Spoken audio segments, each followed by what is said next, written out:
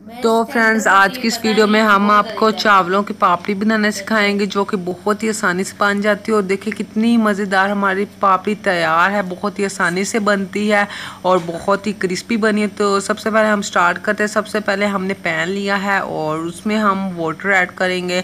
तो ये सीरियसली बहुत ही क्रंची बनी, बहुत ही मज़ेदार बनी है।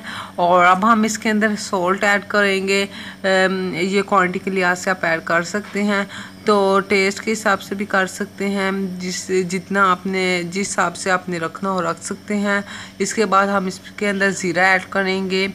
तो ये सीरियसली बहुत ही क्रिस्पी और बहुत ही मज़ेदार बनी है, बहुत ही क्रंची बनी है। आप ज़रूर ट्राई करिएगा।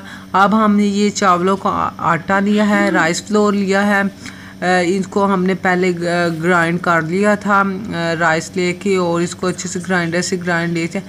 तो जैसा देख सकते हैं हमने इसको पकाया था और इसकी बिल्कुल ऐसी शेप आ चुकी है। और अब हम इसको आधा घंटे के लिए ठंडा होने के लिए रखा था, तो अब इसकी ऐसी शेप आ चुकी है। अब हम इसके ऊपर ऑयल लगाएंगे।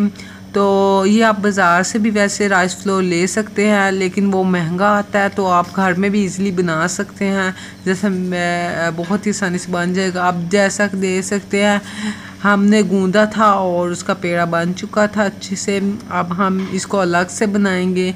तो ये देख सकते हैं जैसे कि हमने शेप दी थी, और अब हम फ्राई करते हैं इसको।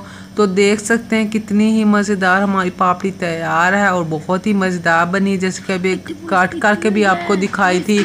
और बहुत ही मज़ेदार बनी, आपने ज़रूर ट्राई करनी है और अपने फ्रेंड्स के साथ ज़रूर शेयर करनी है। आप खुद भी देख सकते हैं कितनी मज़ेदार और क्रिस्पी और क्रंची तैयार है। आपने चैनल भी ज़रूर सब्सक्राइब